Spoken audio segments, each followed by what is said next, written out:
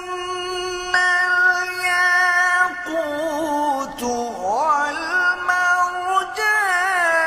فبأي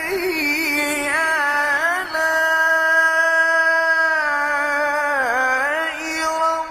ربكما تكذبان هل